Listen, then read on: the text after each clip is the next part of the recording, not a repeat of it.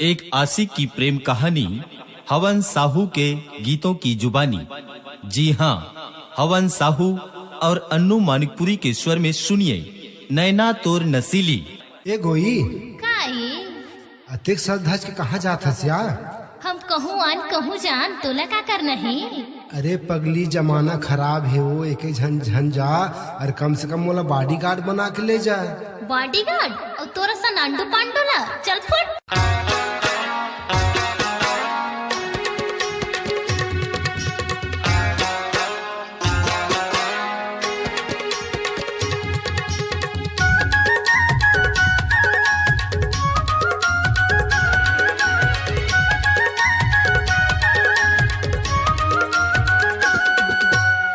झन समझो आंडू पांडू माया हूँ तोरे काम।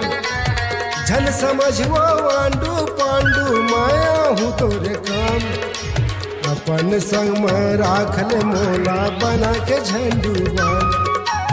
अपन संग में राख ले मोला बना के झंडू बाम। झन समझो आंडू पांडू माया हूँ तोरे काम। झन समझो आंडू पांडू माया हूँ तोरे काम। अपन संग में राख ले मोला बना के झंडू बाम। अपन संग में राख ले मोला बना के झंडू बाम।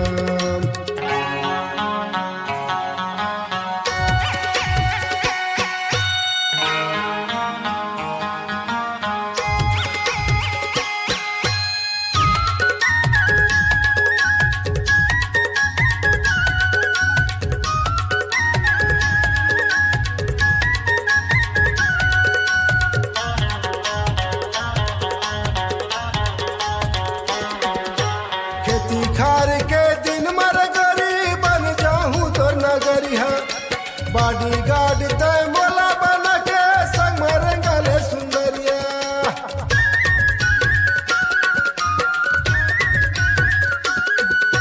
खेती खार के दिन मर गरी बन जाऊं तोर नगरिया।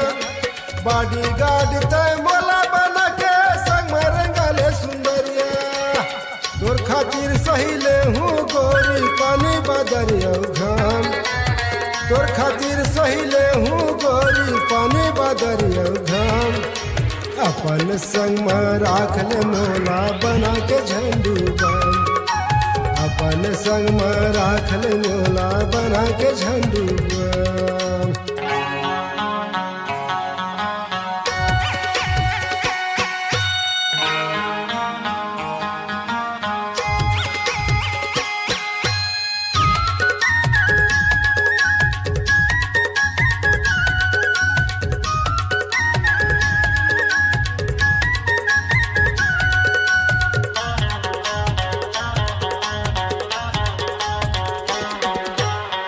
सो के पंचायत चुनाव पर करूँ तोर प्रचार।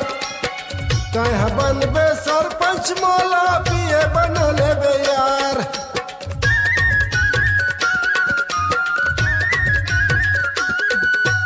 आसो के पंचायत चुनाव पर करूँ तोर प्रचार।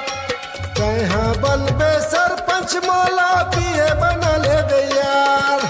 सब काम ला तोर निपटाहूँ नहीं ले वो कछु दाम। सब काम ला तोर निपटाहूँ नहीं ले वो कछु दाम। अपन संग में राख ले मोला बना के झंडू बाम। अपन संग में राख ले मोला बना के झंडू बाम।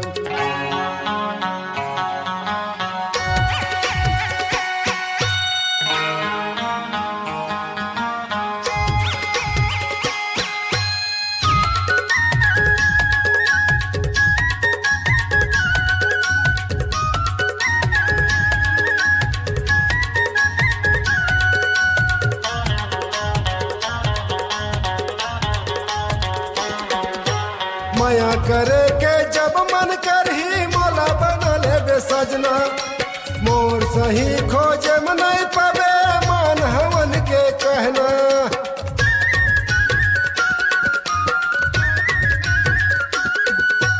माया करे के जब मन करही मोला बना लेबे सजना। मोर सही खोजे में नहीं पबे मान हवन के कहना तन मन लगा के बाई करूँ तोरे काम तन मन लगा के गोरी करूँ तोरे काम अपन संग में राख ले मोला बना के झंडू बम अपन संग में राख ले मोला बना के झंडू बम झन समझो आंडू पांडू माया हूँ तोरे काम झन समझो आंडू पांडू माया हूँ तोरे काम अपन संग में राख ले मोला बना के झंडू बम अपन संग में राख ले मोला बना के झंडू बम अपन संग में राख ले मोला बना के झंडू बम अपन संग में राख ले मोला बना के झंडू बम। कार्यक्रम हेतु संपर्क करे छत्तीसगढ़ी लोक सांस्कृतिक संस्था गजामूंग, ग्राम जेवड़न कला, जिला कबीरधाम, छत्तीसगढ़ की प्रस्तुति। गायक एवं संचालक हवन साहू। Mobile number 8349282946 99939।